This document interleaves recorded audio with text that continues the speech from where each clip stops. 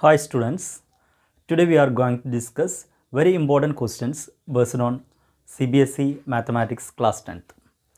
So first of all I would like to take questions from the sample paper which is provided by CBSE for the academic year 2020-2021. The question number 1, express 156 as the product of primes,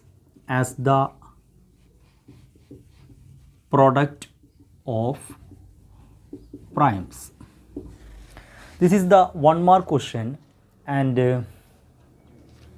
this is taken from chapter number 1, real numbers. Okay, so the question is that the number 156 want to express as the product of primes.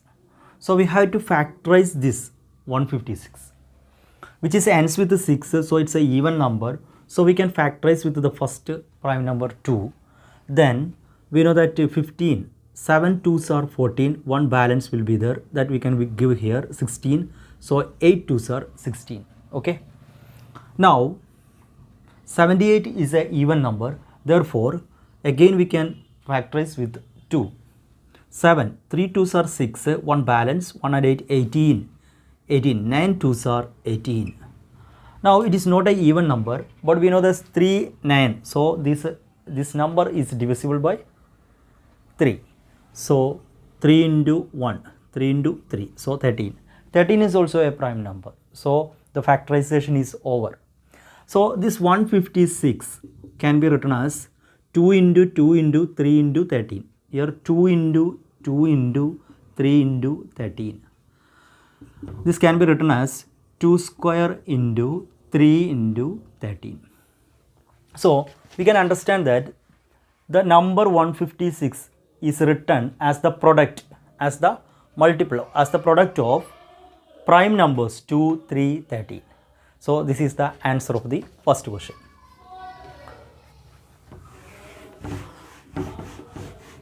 Now we can go to next question. Next question it is that write a quadratic polynomial. We have to write a quadratic polynomial. Write a quadratic polynomial. Quadratic polynomial. So what is the condition of that polynomial? Sum of whose zeros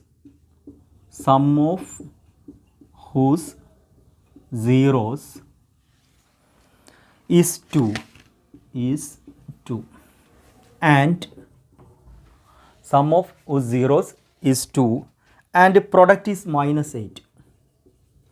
Product is minus 8. So in this question we can directly answer this by using any equation, x square minus alpha plus beta into x plus alpha beta. This is the simplest equation for making a quadratic equation by using the zeros. Here the zeros is not given, but sum of the zeros is given.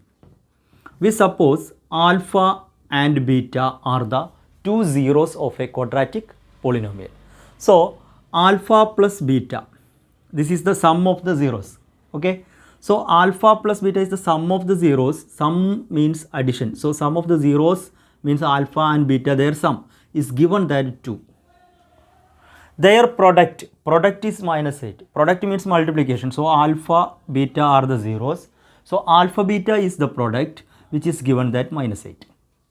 So we go to alpha plus beta is equal to 2, alpha beta is equal to minus 8. So in this place we can insert that x square minus, instead of alpha plus beta we can write 2x, and alpha beta is equal to minus 8. So this is the required quadratic polynomial. Okay, now we can go to next question.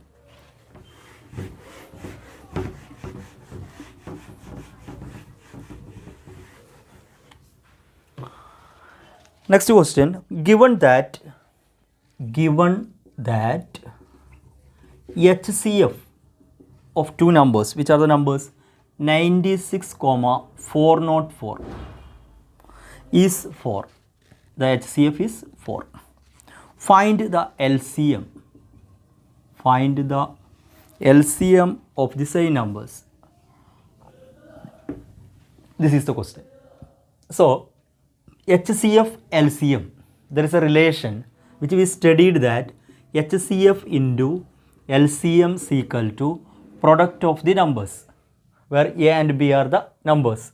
So this is A and this is B. So HCF is given that 4. HCF is 4. Therefore 4 into LCM is equal to A, the first number 96, into 404. So we get LCM is equal to 96 into 404. This 4 is multiplying here. If it is transposed to right side, it will be dividing. So we can cancel this 4 here one time, here 101. It's very easy. So we can identify the answer. LCM is equal to 96 into 101. So 6 ones are 6, 6 zeros are 0, 6, 9, 0, 9. So the answer is 9696. So okay, so we got the answer. We have to study this equation. HCF into LCM is equal to A into B. Same way we can expect the question to find the HCF also based on the LCM. Next question.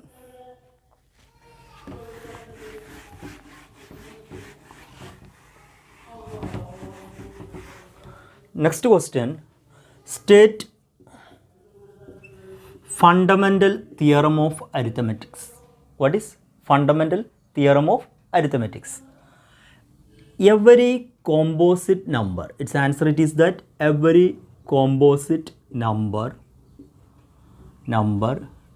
can be factorized or expressed, both it is correct, can be factorized as the product of primes, as the product of primes,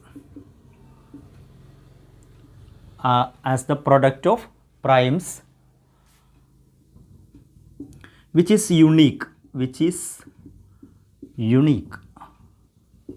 apart from the order in which occur,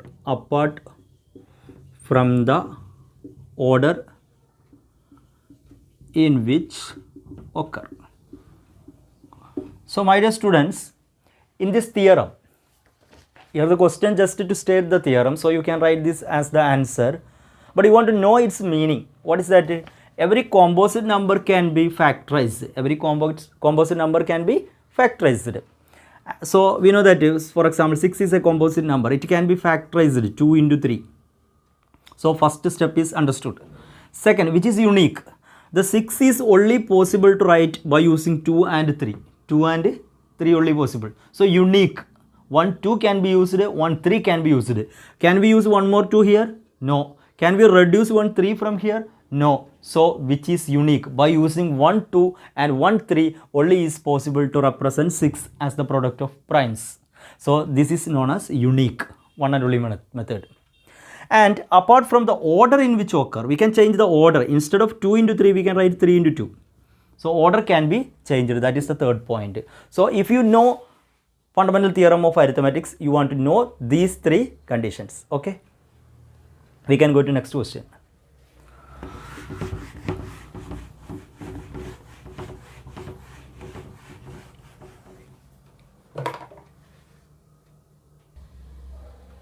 My dear students, the next question, on comparing the ratios of the coefficients, find out whether the pair of equations x minus 2y is equal to 0 and 3x plus 4y minus 20 is equal to 0 is consistent or inconsistent.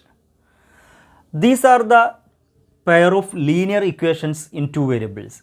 So we can recall the standard form of pair of linear equations, a1x plus b1y plus c1 is equal to 0 and a2x plus b2y plus c2 is equal to 0. These are the two equations, or which means pair of linear equations. Now we got the first question, x minus 2y.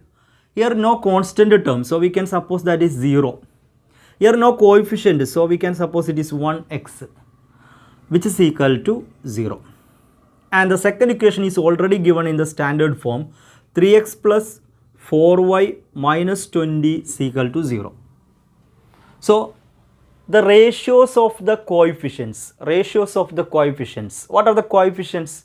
The number which stands near the variable, here x nearest a1. So here a1 by a2 means the second equation.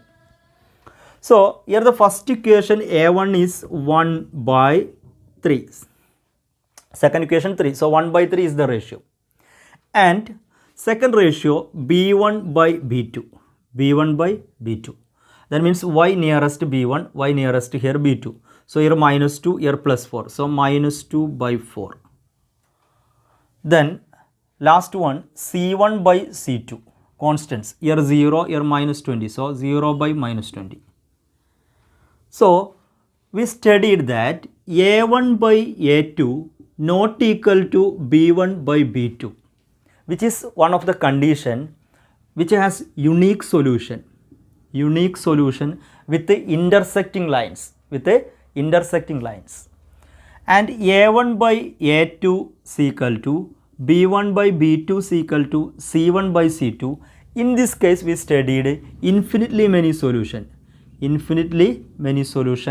and coincident lines. These two cases together known as consistent solution. What it is known as? Consistent. So one case is there, a1 by a2 is equal to b1 by b2 not equal to c1 by c2, no solution, parallel line, no solution and parallel line. This is known as inconsistent. So any one of these two conditions is occurring, that means a1 by a2 not equal to b1 by b2. a1 by a2 answer is 1 by 3. b1 by b2 after the simplification we will get b1 by b2 is equal to minus 1 by 2. Here 1, 2, here 2 2's are there. Here we go to 1 by 3. So we can understand that here a1 by a2 not equal to b1 by b2, because a1 by a2 answer is 1 by 3, b1 by b2 answer is minus 1 by 2. So unique solution, therefore, which is consistent.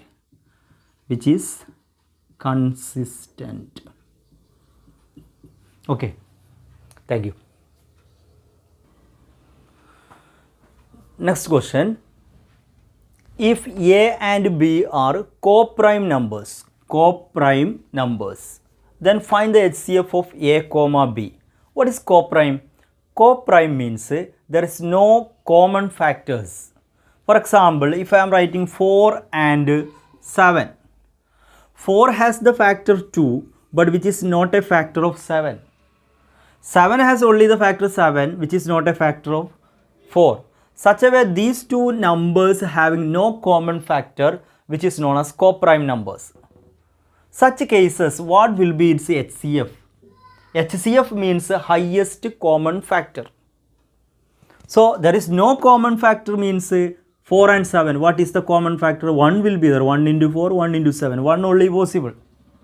Such a way a comma b, which are co-prime numbers. Co-prime means there is no common factor other than 1. 1 is the common factor of every number. We can write that 1 into a is a, 1 into b is b. So 1 is the common factor. Only one common factor, which is 1. So the HCF of a comma b is equal to 1 because a comma b are co-prime.